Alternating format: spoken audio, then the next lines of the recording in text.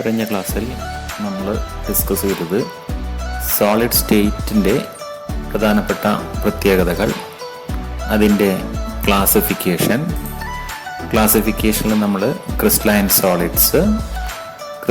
സോളിഡ്സിൻ്റെ പ്രത്യേകതകളായിട്ട് കുറേ കാര്യങ്ങൾ മനസ്സിലാക്കി. പിന്നീട് അതിൻ്റെ ക്ലാസിഫിക്കേഷനിൽ നമ്മൾ molecular solids, ionic solids, metallic solids, covalent or network solids, ഇത്രയും കാര്യങ്ങളാണ് നമ്മൾ കഴിഞ്ഞ ക്ലാസ്സിൽ മനസ്സിലാക്കിയത്. ഇന്ന് നമ്മൾ ഡിസ്കസ് ചെയ്യുന്നത് സോളിഡിൻ്റെ മറ്റൊരു ടൈപ്പായിട്ടുള്ള അമോർഫസ് സോളിഡ്സ് ആണ്. ആദ്യമായി നമുക്ക് എന്താണ് ഈ അമോർഫസ് സോളിഡ്സിൻ്റെ പ്രധാനപ്പെട്ട പ്രത്യേകതകളെന്ന് നോക്കാം. In these solids, the ordered arrangement of constituent particle is only at some portions of the solid. That is, they have only a short range order. എന്താണ് ഇതുകൊണ്ട് ഉദ്ദേശിക്കുന്നത് എന്നുള്ളത് നമുക്ക് മുൻപ് നമ്മൾ പരിചയപ്പെട്ട ഒരു ചിത്രം ഉപയോഗിച്ചുകൊണ്ട് മനസ്സിലാക്കാൻ ശ്രമിക്കാം. ഇതാണ് ആ ചിത്രം. ഈ കാണിച്ചിരിക്കുന്നത് നമ്മൾ മുൻപ് ഡിസ്കസ് ചെയ്ത കാര്യമാണ്, ക്രിസ്റ്റലൈൻ സോളിഡ്സ്. ഇതാണ് അമോർഫസ് സോളിഡിൻ്റെ കോൺസ്റ്റിറ്റ്യൂവൻ്റ് പാർട്ടിക്കിൾസിൻ്റെ അറേഞ്ച്മെൻറ്റ്. ഇവിടെ നോക്കിയാൽ നിങ്ങൾക്ക് കാണാൻ പറ്റും, ഇവിടെ പാർട്ടിക്കിൾസ് ഒന്നും തന്നെ അത്ര വെൽ ഓർഡേർഡ് അറേഞ്ച്മെൻ്റ് അല്ല. അപ്പോൾ ഇവിടേക്ക് ആണെങ്കിൽ നമുക്ക് പാർട്ടിക്കിൾസ് ഒക്കെ തന്നെ വളരെ നല്ല ഭംഗിയായിട്ട് കൃത്യമായിട്ട് അറേഞ്ച് ചെയ്തത് കാണാൻ പറ്റും. ഇവിടെ അങ്ങനെയുള്ളൊരു വളരെ കൃത്യമായ ഒരു അറേഞ്ച്മെൻറ്റ് നമുക്ക് കാണാൻ കഴിയുന്നില്ല. ചില ഏരിയയിൽ, ചില മേഖലകളിലൊക്കെ ഒരേപോലെയുള്ള, ഇപ്പോൾ ഇവിടെ ഇപ്പോൾ ഈ കോർണർ പൊസിഷൻ നോക്കുകയാണെങ്കിൽ, ഈ കോർണർ പൊസിഷൻ നോക്കുകയാണെങ്കിൽ ഒക്കെ ഒരേപോലെയാണ്. പക്ഷേ ഉള്ളിലേക്കൊക്കെ നോക്കുന്ന സമയത്ത് അങ്ങനെയല്ല വരുന്നത്. ഇങ്ങനെ എല്ലായിടത്തും ഒരേപോലെ അല്ലാത്ത ഒരു അറേഞ്ച്മെൻ്റാണ് അമോർഫസ് സോളിഡിൽ ഉള്ളത്. അത്തരത്തിലുള്ള ഒരു അറേഞ്ച്മെൻറ്റിനെ നമ്മൾ വിളിക്കുന്ന പേരാണ് ഷോർട്ട് റേഞ്ച് ഓർഡർ. അതാണ് ഇവിടെ പറഞ്ഞിട്ടുള്ള കാര്യം. The structure of these solids is similar to that of liquids. They have no definite geometrical shape, melting point and heat of fusion. അതായത് ഇവിടുത്തെ ഈ സോളിഡിന്റെ സ്ട്രക്ചർ എന്ന് പറയുന്നത് ഏകദേശം ലിക്വിഡ്സിനോട് സമാനമാണ്. ലിക്വിഡ്സിലും അതിന്റെ കോൺസ്റ്റിറ്റ്യൂവന്റ് പാർട്ടിക്കിൾസിന് കൃത്യമായ ഒരു അറേഞ്ച്മെന്റ് ഒന്നുമില്ല. അതേപോലെ ഒരു അറേഞ്ച്മെന്റ് ആണ് നമ്മുടെ അമോർഫസ് സോളിഡിലും നമുക്ക് കാണാൻ കഴിയുന്നത്. അതിന്റെ എക്സാമ്പിൾസ് ആണ് അടുത്ത പോയിന്റ് ആയിട്ട് കൊടുത്തിട്ടുള്ളത്. Plastic, glass, rubber, amorphous silica, coal, charcoal, coke, PVC, ഇങ്ങനെയൊക്കെയുള്ളത് അമോർഫസ് സോളിഡ്സിന് എക്സാമ്പിൾ ആണ്. ഇനി നമുക്കതിൻ്റെ ഈ അമോർഫസ് സോളിഡ്സിന്റെ ചില പ്രത്യേകതകൾ നമുക്ക് നോക്കാം. Like liquids, amorphous solids have a tendency to flow, though very slowly. Therefore, sometimes these are also called pseudo-solids or supercooled liquids. ഇവിടെ പറഞ്ഞിരിക്കുന്ന കാര്യം നമ്മൾ തൊട്ട് മുൻപ് പറയണ്ടായി, അമോർഫസ് സോളിഡ്സിന്റെ സ്ട്രക്ചർ എന്ന് പറയുന്നത് ലിക്വിഡ്സിനെ പോലെയാണെന്ന്. അതിന്റെ സ്ട്രക്ചർ മാത്രമല്ല, അതിന്റെ പ്രോപ്പർട്ടിയും ലിക്വിഡ്സിനെ പോലെയാണ്. ലിക്വിഡ്സിനെ പോലെ ഒഴുകാനുള്ള, അതാണ് നമ്മളിവിടെ ടെൻഡൻസി ടു ഫ്ലോ എന്ന് പറയുന്നത്. ഇവയ്ക്കും ഒഴുകാനുള്ള ഒരു പ്രവണതയുണ്ട്. അതുകൊണ്ട് നമ്മൾ ഈ അമോർഫസ് സോളിഡ്സിനെ വിളിക്കുന്ന മറ്റൊരു പേര് സ്യൂഡോ സോളിഡ്സ് എന്നാണ്. സ്യൂഡോ എന്ന് പറഞ്ഞാൽ കപടം, യഥാർത്ഥത്തിൽ അല്ല, അതാണ് സ്യൂഡോ സോളിഡ്സ് എന്നാണ്. അല്ലെങ്കിൽ അതിനെ വിളിക്കുന്ന മറ്റൊരു പേരാണ് സൂപ്പർ കൂൾഡ് ലിക്വിഡ്സ്. ലിക്വിഡ്സിനെ നമുക്ക് തണുപ്പിക്കുകയാണെങ്കിൽ അതെന്തായിട്ട് മാറും? സോളിഡ്സ് ആയിട്ട് മാറും. അങ്ങനെ സൂപ്പർ കൂൾ ചെയ്തിട്ടുള്ള അതിശൈത്യത്തിലുള്ള ഒരു ലിക്വിഡ് ആയിട്ടാണ് നമ്മൾ ആരെ കാണുന്നത്? അമോർഫസ് സോളിഡ്സിനെ കാണുന്നത്.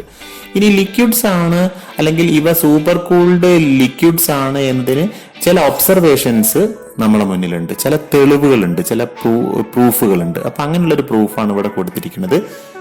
Glass pans fixed to windows or doors of old buildings are slightly thicker at the bottom than at the top.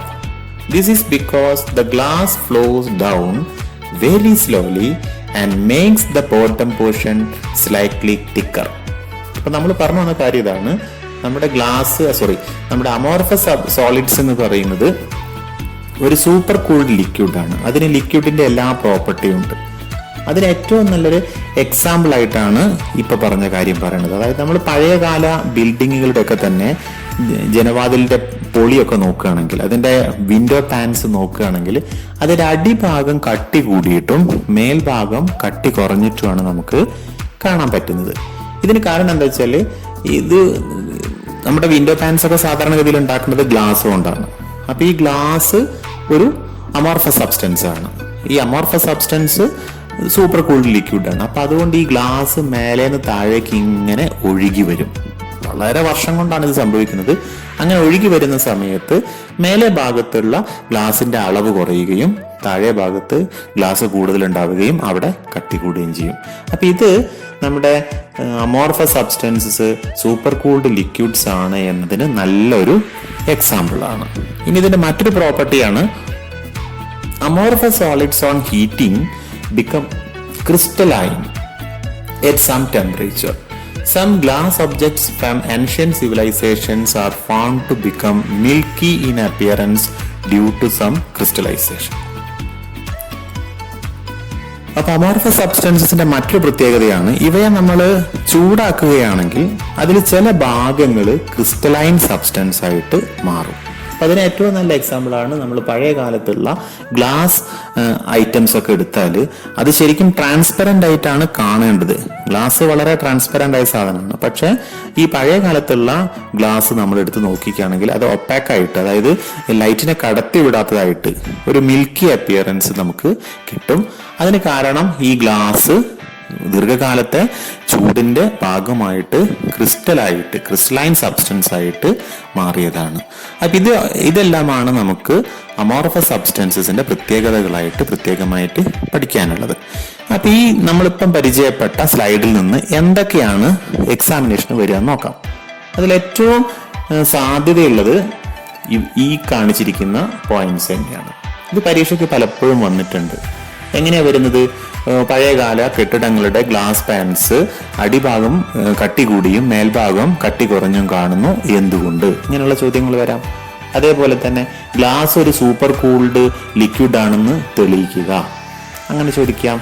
പിന്നെ മറ്റൊരു ചോദ്യം വരുന്നത് അടുത്ത പോയിന്റ് എന്താണത്? പഴയ കാലത്തുള്ള ഗ്ലാസ് സൈസ് ഐറ്റംസ് നോക്കിക്കുകയാണെങ്കിൽ അതിങ്ങനെ മിൽക്കി അപ്പിയറൻസ് ഉണ്ടാവുന്നു, എന്തുകൊണ്ടാണ്? അപ്പൊ അതിനുള്ള ഉത്തരം എന്താണ്? നമ്മുടെ അമോർഫസ് സബ്സ്റ്റൻസ് അല്ലെങ്കിൽ ഗ്ലാസ് ചൂട് മൂലം ക്രിസ്റ്റലൈസ് ചെയ്യുന്നതാണ് ഇതിന് കാരണമായിട്ട് വരുന്നത്.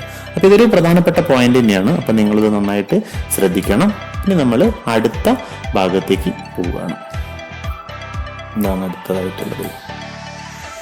അടുത്തതായിട്ട് അനൈസോട്രോപിക് ആൻഡ് ഐസോട്രോപിക് സബ്സ്റ്റൻസസ്.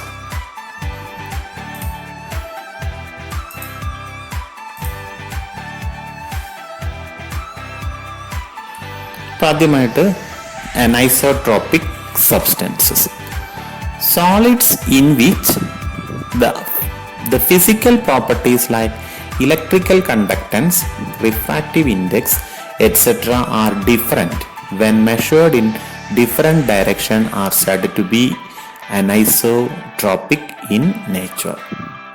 അപ്പോൾ ഇത് മനസ്സിലാക്കുന്നതിന് വേണ്ടി നമുക്കൊരു ചിത്രം പരിഗണിക്കാം. ഇതൊരു അനൈസോട്രോപിക് സബ്സ്റ്റൻസിന്റെ കോൺസ്റ്റിറ്റ്യൂവന്റ് പാർട്ടിക്കിൾസിന്റെ അറേഞ്ച്മെന്റ് ആണ്. അപ്പൊ ഇതിൽ നമ്മൾ ശ്രദ്ധിക്കേണ്ട കാര്യം, ഇതിപ്പോ ഞാൻ പറയാം എക്സ് ഡയറക്ഷനിലാണ് ഈ കാണിച്ചിരിക്കുന്നത് സെഡ് ഡയറക്ഷനിലാണ്. നമ്മൾ ഈ സബ്സ്റ്റൻസിന്റെ ചില ഫിസിക്കൽ പ്രോപ്പർട്ടീസ്, അതായത് റിഫ്രാക്റ്റീവ് ഇൻഡെക്സ്, അതായത് പ്രകാശകിരണങ്ങൾക്ക് ഉണ്ടാവുന്ന തടസ്സം, അല്ലെങ്കിൽ ഇലക്ട്രിക്കൽ കണ്ടക്ടൻസ്, ഇലക്ട്രിസിറ്റിക്ക് ഉണ്ടാവുന്ന റെസിസ്റ്റൻസ് ആണെങ്കിൽ തടസ്സം, കണ്ടക്ടൻസ് ആണെങ്കിൽ അതിനുണ്ടാകാവുന്ന ഒഴുക്കിനുള്ള സാധ്യത.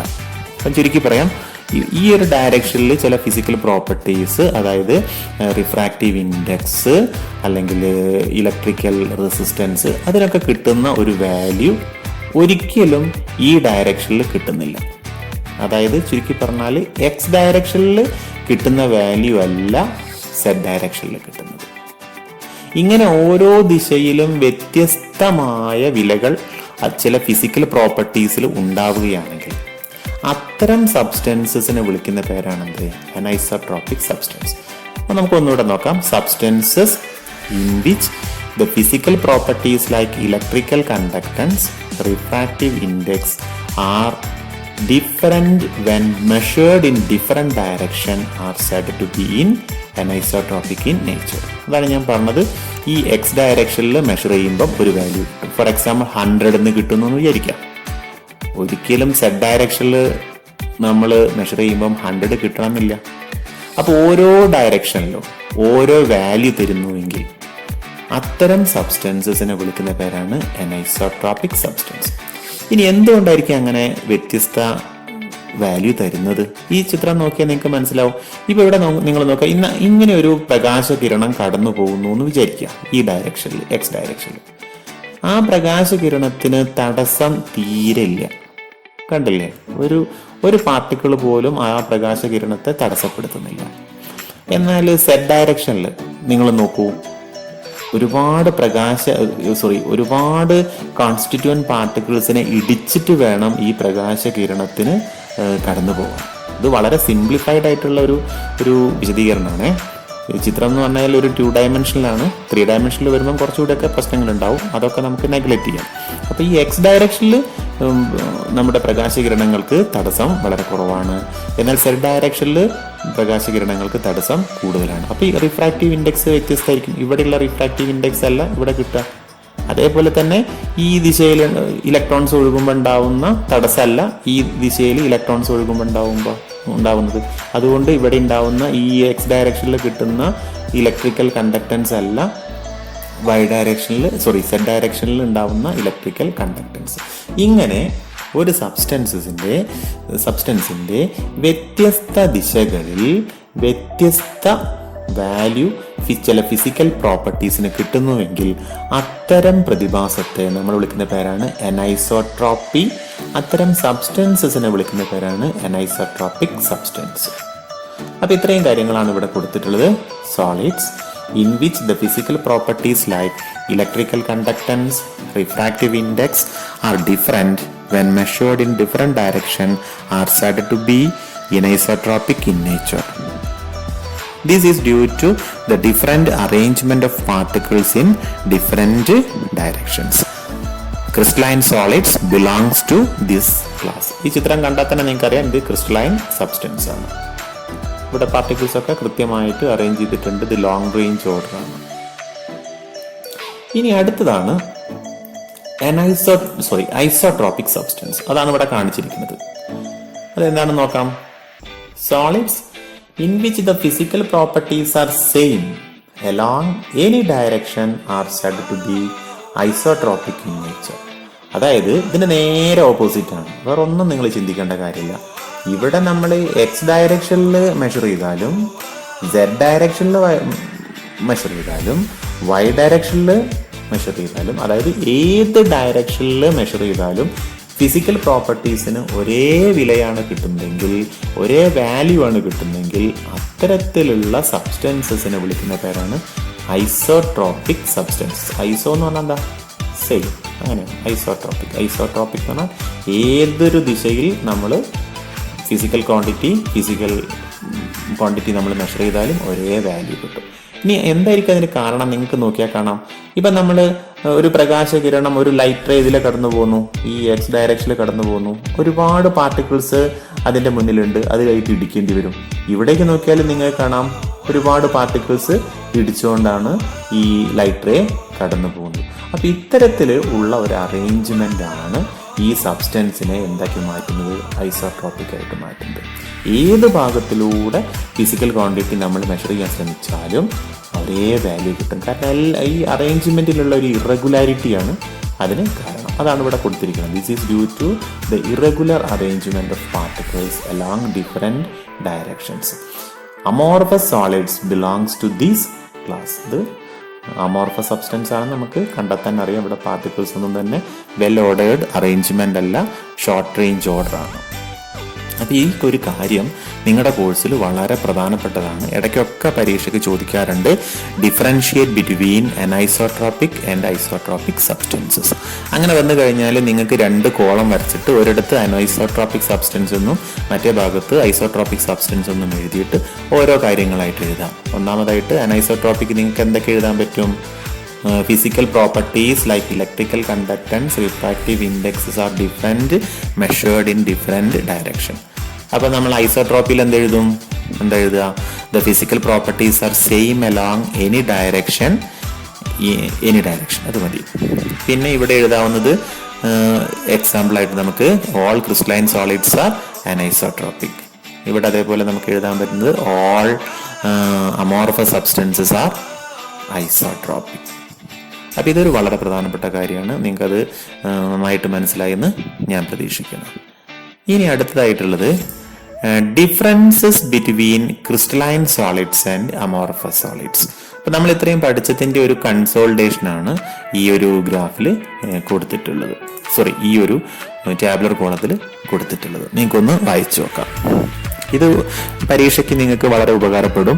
പലപ്പോഴും ചോദ്യം വരുന്ന ഒരു ഏരിയ ആണ്. ചോദ്യം എങ്ങനെയാണ് വരിക? Differentiate between crystalline solids and amorphous solids. അപ്പം നിങ്ങൾക്ക് ഇത് ഈ പട്ടിക തന്നെ, ഈ ടാബുലർ കോളം തന്നെ നിങ്ങൾക്ക് അതേപോലെ റീപ്രൊഡ്യൂസ് ചെയ്യാവുന്നതാണ്. ആദ്യമായിട്ട് പാർട്ടിക്കിൾസിന്റെ അറേഞ്ച്മെന്റ് ആണ്.